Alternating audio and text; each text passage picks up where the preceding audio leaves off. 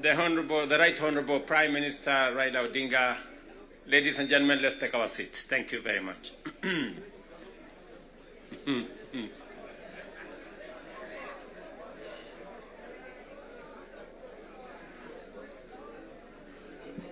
Now,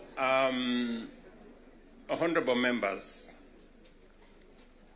let me join the Right Honorable Raila Odinga and all the leaders who have spoken before me to welcome all of you to this very important first ever parliamentary group meeting that brings the two major coalitions together today here in Karen. Karibuni sana.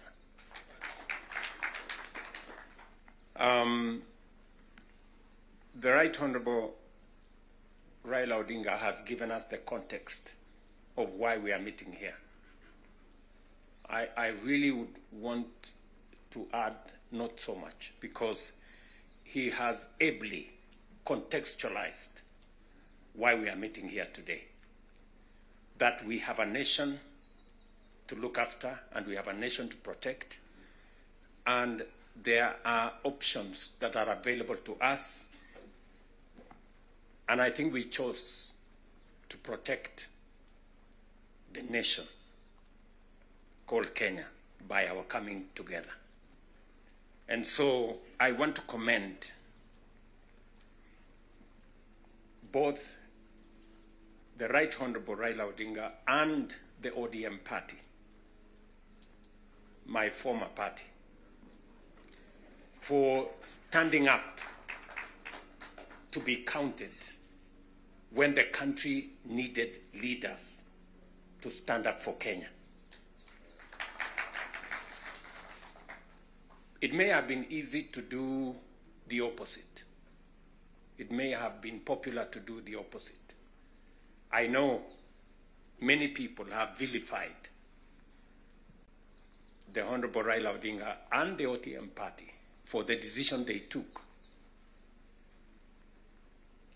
to stand for Kenya when there was need to do so.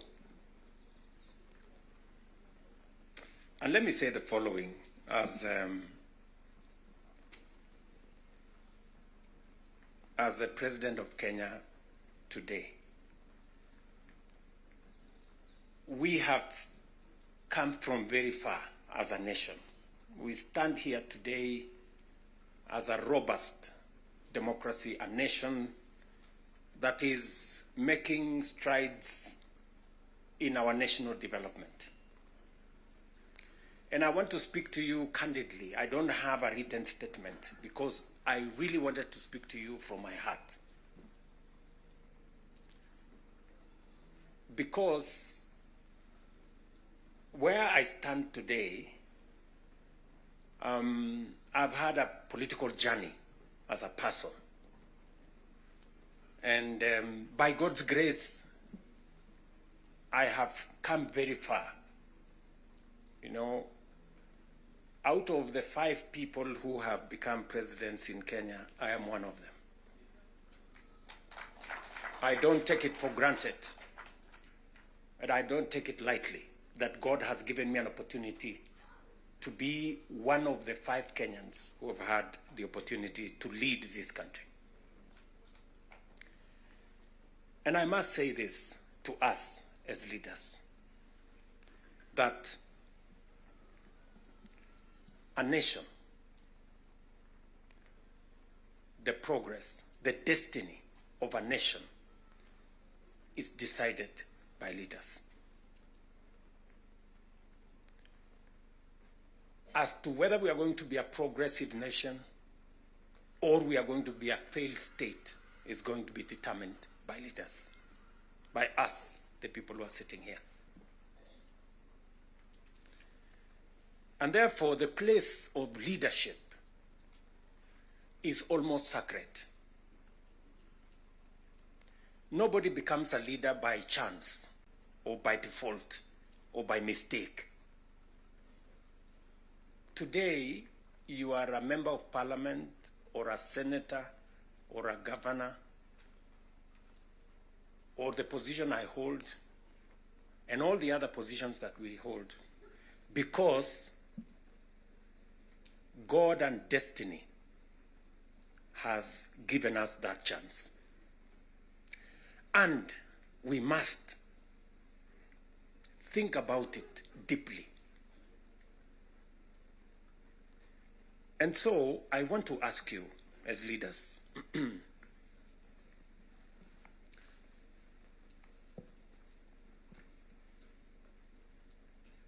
the Honorable Prime Minister has given us a history of countries. I will add to that list 2 countries. Singapore and Kenya were the same countries 60 years ago. Malaysia and Kenya were the same 60 years ago. But today, we play in different leagues. They have managed to progress to the first world. We are still where we are. The difference between what Singapore has become and what we are is leadership.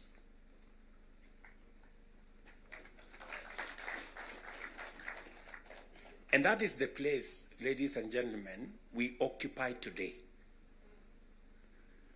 So that you understand the importance, the sacred position you hold as a leader. Sometimes people want to ask, how do people who live in different houses, they have their own lives to pursue, but they wake up one morning on an election day and they go one after the other to 10,000, to 20,000, to 50,000 and elect you? You are not special. But it is a moment that God has given us as leaders. And therefore, we must do whatever we are doing, knowing very well that we have a heavy, almost sacred responsibility to the people we lead and to the nation of Kenya.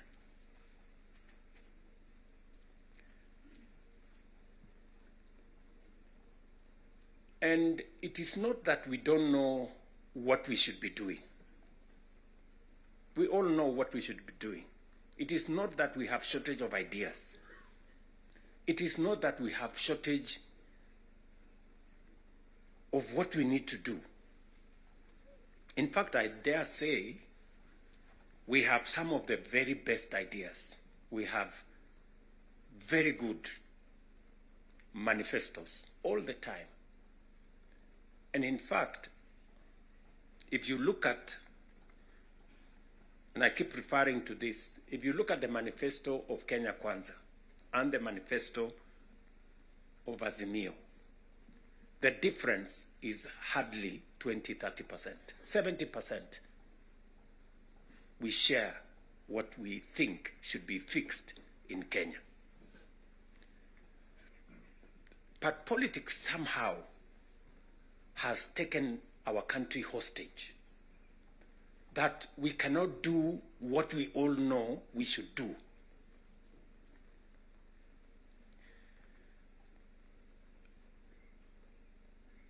I have said that the difficulties that I face today as a president in Kenya are self-imposed. You know, I imposed on myself all these difficulties. Implementing the new funding model, implementing SHA, implementing housing, doing all those things.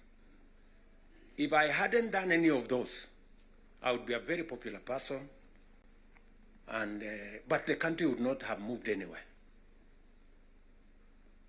I am confident that if Raila had become president, he would be doing what I'm doing. Yes. He would be implementing SHA. he would be implementing housing, he would be doing reform in the education, he would be doing reform in agriculture. I know that for a fact, because I have been in his school of leadership. That's the correct position. And he would be as unpopular or as he'd be having the same difficulties that I have today. But these are necessary for Kenya to change. Friends, we cannot change the country otherwise. And that is why he has the courage to stand here and tell you, let us stop the extortion. Yes. Very few leaders can stand here and tell you to stop the extortion that is going on in Parliament. I'm telling you the truth. Very few leaders. Because we like making peace with mediocrity. Oh, and they're trying to explain things that we shouldn't be explaining. Now let me ask you, friends, we are all friends here. Yeah, we are one team, or so I guess. This fellow who is called chairman of welfare in committees, what is their job? What is their job? Extortion, that's it. And that is what Prime Minister is saying.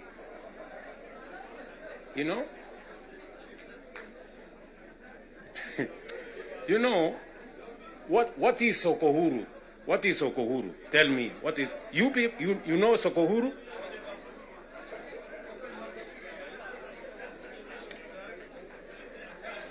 So,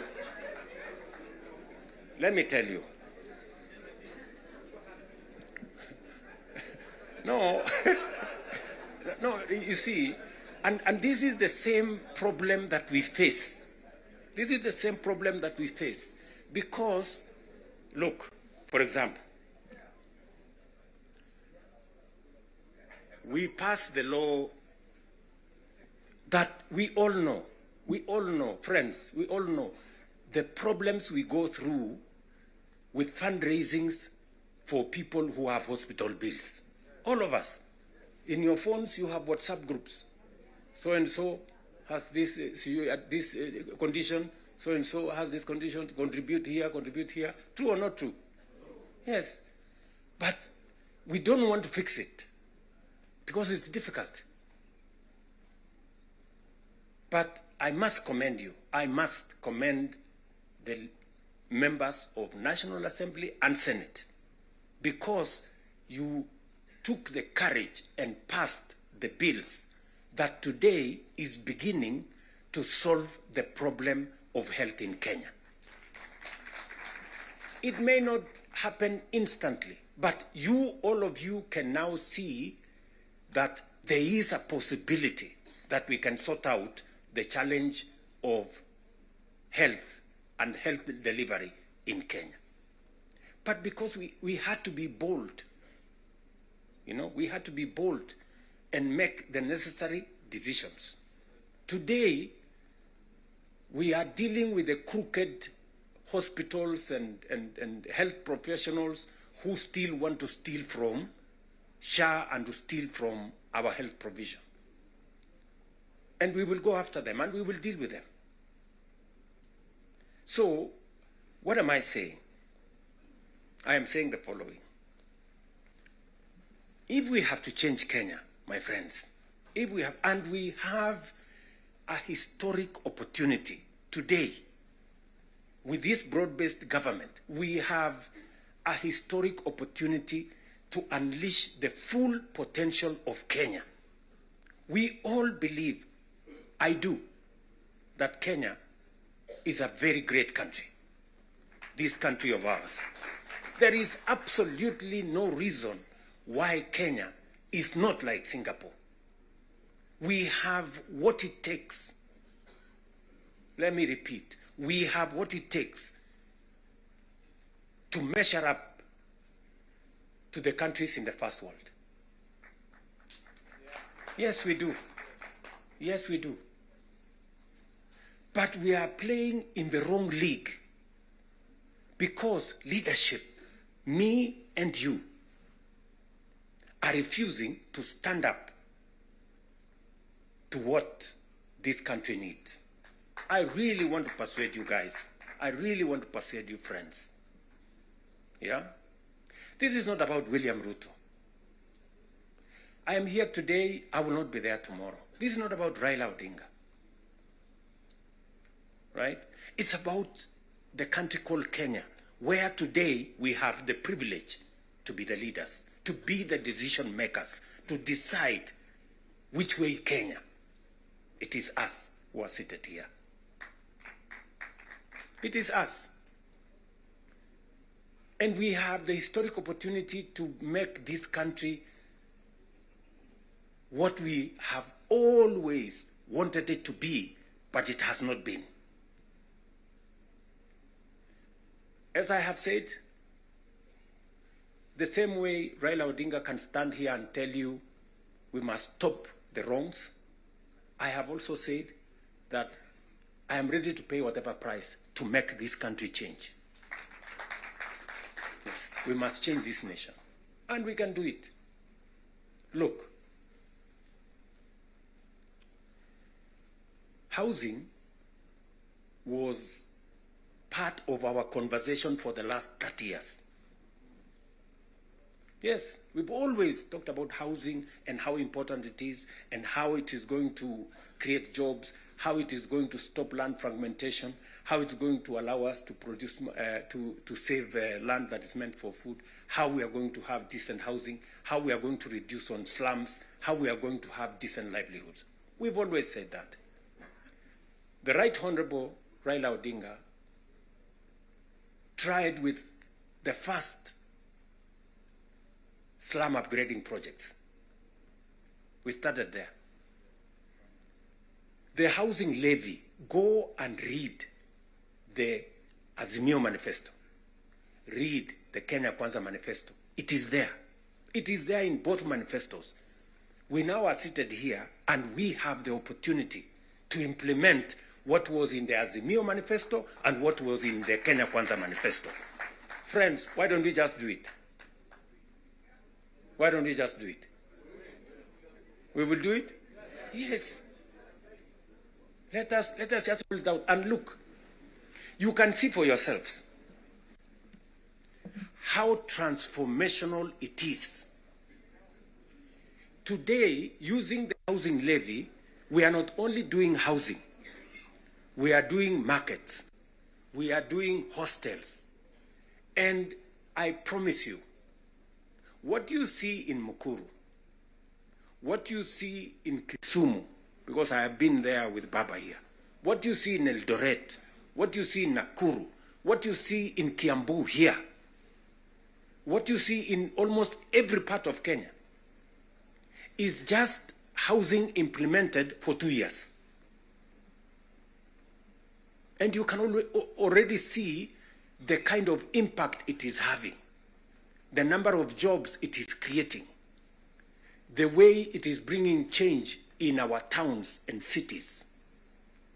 Friends, if we were to do this for 10 years, if we were to do this for 20 years, and this is a project that has been delayed, we are supposed to have done this 30 years ago.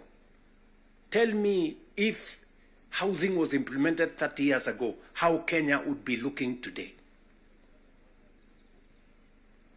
We wouldn't be different from Singapore. We may have started late, but we now have a chance to do it. I want to ask you, I want to request you, for us to come together. And we are not coming together so that any one of us can get anything. We are coming together so that we can transform this country. And it is possible in our lifetime to change Kenya. In our lifetime. We now have maybe 320, 350,000 young people working in that space. We could double that to 700 in the next 2-3 months. We could scale up that to 1 million by next year. And we can energize the transformation of our country. That is why we are sitting here. That is why Baba and I have called this PG. Baba has told you we are here for Kenya. I am buttressing what we are saying, what he is saying, by telling you what we can achieve together. What we can do in our agricultural transformation. If it was not for the broad-based, for example, we wouldn't have had the kind of change that is required in our sugar sector. And I want to tell you, watch this space. In just 2 or maximum 3 years, Kenya will be a net exporter of sugar. Just 2 or 3 years. This country, which perennially we have been looking for safeguards from COMESA. Every year, we are looking for safeguards from COMESA. We are spending public money to go and pay for sugar, to go and pay for farmers, to go and pay for workers who don't work for government, just because we couldn't bite the bullet and tell the crooks there to get out. Now we have told them to leave. And I want to promise you, I want you to hold me to it. We are going to change the sugar sector. We are going to change the coffee sector. You have already seen what is going on in coffee. There is still a little bit of pushback, but we will deal with it. And on and on and on, and we can transform our whole agricultural sector. Just the little interventions that we have done standing together. You people in Parliament making sure that we are subsidizing production. And I must commend, Parliament has always provided money for us to support the production of the country, either through fertilizer or seeds or other interventions when we have brought it to Parliament. So you're part of the making of the history of our nation. Just imagine we have reduced the imports of maize, for example, by 70%. Reduced the imports of sugar by 70%. And we can make that progress if we are focused on where we want to go. And that is the reason why we have to make the decisions that we have made work.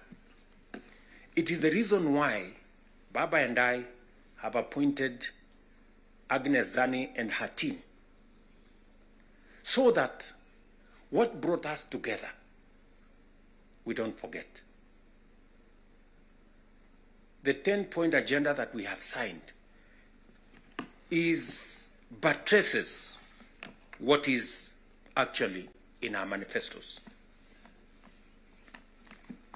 The NADCO report, we all know what it is supposed to achieve. And if we stand together, we can achieve all the legislation that is recommended by the NADCO report. Parliament has what it takes, to do this. For Kenya, we can do it. And I want to persuade this PG to work with us and for all of us to be committed to this exercise. Protecting devolution.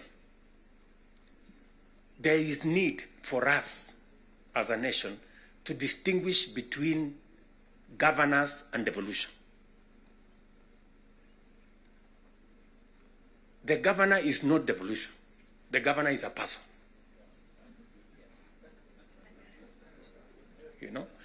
Devolution is about the people. It is not about the governor. And we can deal with the governor without disrupting devolution, if there is need to.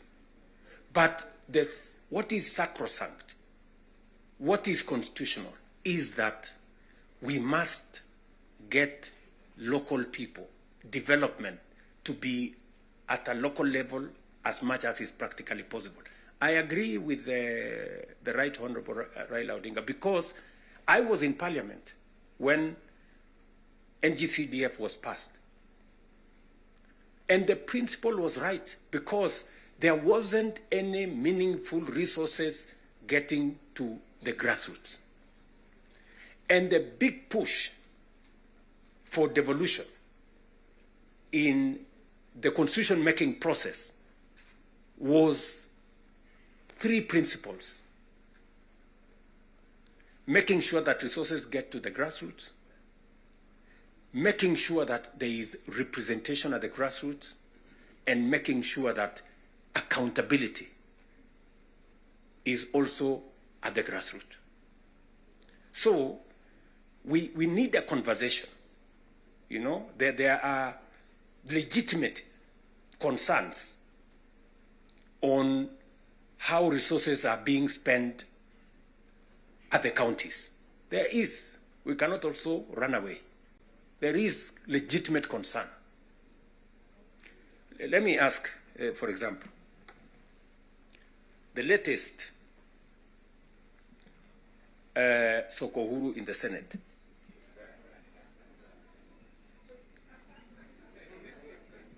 Because you have to accept, you know, by virtue of the position I hold today, I am a consumer of raw intelligence.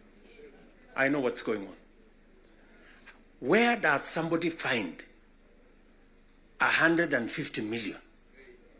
Where? Huh?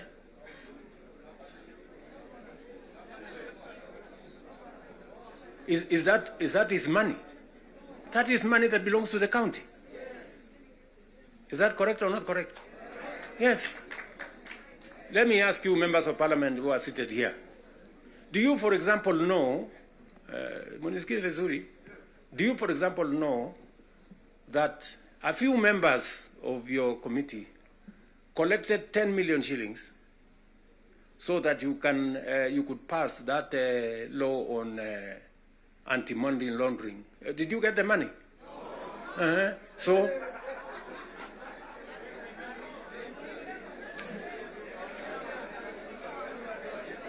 So, going forward, si tunataka tukubaliane, si we are one team. Yes, there are people who are destroying the credibility of Parliament. And they are collecting money in the name of Parliament. And some of the time, or most of the time, that money never gets to Parliament, it gets to a few people. We are not going to shame them. We are going to arrest them. Yes.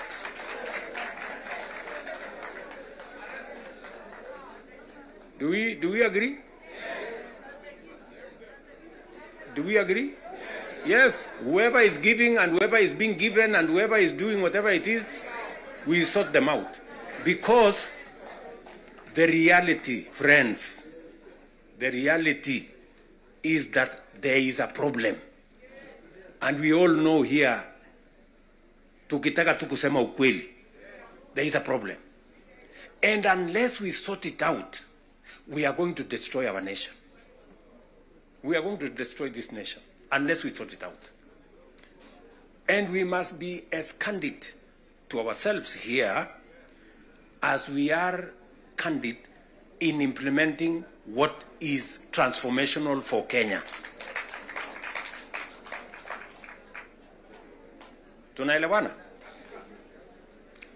Now, let me say this. We must make sure that we get resources to the grassroots. But we also must make sure that the resources that get to the grassroots is used for the people, not other ways. And so we must do for the national government as well. In our 10-point agenda, we have discussed about the young people of our nation and how we need to protect their livelihoods. I want to ask the leadership seated here today, members, I want to persuade you. We must we have a robust program. We have, I think, close to 8 or 9 different programs targeting our young people and how we can meaningfully engage them in employment and other interventions that benefit the young people of our nation. I will say this. We spend close to 650 billion shillings every year in education, making sure that our young people go through primary school, ECD, primary school, junior school, secondary school, TVETs, and universities. We must equally have clarity in how these 650 billion shillings we spend every year, at the end of the day, how do we recover that money? By making sure that our young people become a resource for the development of our nation instead of being a problem to our nation. We must do that. And there are 6, 7 interventions that have gone through Parliament. Housing is one of them. Export of labor is another one. Digital jobs, and every member of Parliament here, especially of the National Assembly, you have resources to do ICT hubs. I remember discussing with Sirma there, chairman of NGCDF. I remember discussing with Kiarie, the chairman of ICT. And if there are any issues that concern, sometimes maybe we have a problem with resources, Mbadi is here. He knows that if there are resources that needs to be made available, is for us to provide interventions for young people to get an opportunity to work. You know very well that we can create hundreds of thousands of jobs in the digital space. You are aware of what we are doing in Nyota. You are aware of what we are doing in KJet. And if you don't, we should be able to explain to you so that you become part of the people, because you speak to hundreds of thousands of people every weekend, every day, as you go about your responsibilities, how they can tap into these opportunities and create livelihoods for the young people of our country so that they too can make a contribution towards making Kenya what we all want it to be. And I can continue, and I can continue on all the other aspects that we have worked on. We agreed that we must have a conversation on national debt because it has the potential to threaten our development. It is the reason why my good friend Mbadi and I have been in many different places, and we have done the most that we could to contain the issue of debt. We have gone out of our way to look for alternative sources of funding so that we don't always go to borrow. We have gone the route of securitization. We've gone the route of private-public partnerships. You know very well that we will be starting the construction of the road all the way to Mau Summit from here, Ironi. We are not going to be spending any debt money from government. The road is going to be built on private-public partnership. You know very well that we are going to begin the railway going all the way from Naivasha to Kisumu all the way to Malaba. We are not going to be spending money from debt like we did with the first section of the railway. We are going to be using public-private partnership to do that road. And many others that we have, that we are thinking outside the box so that we can craft alternative mechanisms of delivering on public infrastructure or public goods without necessarily endangering the country with national debt. So we are working at it. It is part of the recommendation of the 10-point agenda that we must deal with. And we are seized with that matter. We will be giving, Mbadi and company will be giving a report to Zani's committee on what practical steps are we making to respond to the issues in the 10-point agenda. What are we doing about the young people? We will be able to tell Zani and the PG should be there to monitor what we are doing, so that we not only do it for us, but we also do it for the people that we represent. And finally, because I do not want to belabor the point, I said we have a historic opportunity. It is not always that protagonists come together to look at the greater interests of the country. But God has given us this opportunity. And I must commend Baba here, because very few leaders have the courage and the mettle to withstand criticism and stand for the nation. Very few people. Very few people. Many people look for what is convenient, what is popular, even if it is wrong, and they want to pander to it. But when a nation's destiny is at stake, you need statesmen, you need people who have the courage to put Kenya first and everything else secondary. So, what am I saying in conclusion? I am saying Zani and team have a job to do. They will be briefing Right Honorable Raila Odinga and myself on what needs to be done. We will be able then to guide what will be happening, what the executive need to do, what the legislature, the role the legislature need to play, and the role others may need to play. And as we do that, we will need another opportunity to be granular. Today was the first occasion for us to deal with this. But down the road, we need to bring the members of the executive, at least the ministers, to come so that we can have a meeting of minds between the executive and the legislature on matters that are of national importance. Further down the road, we may need that engagement. Maybe not in a sitting like this. Maybe we can organize a retreat for 2 or 3 days, so that the questions I see members of parliament asking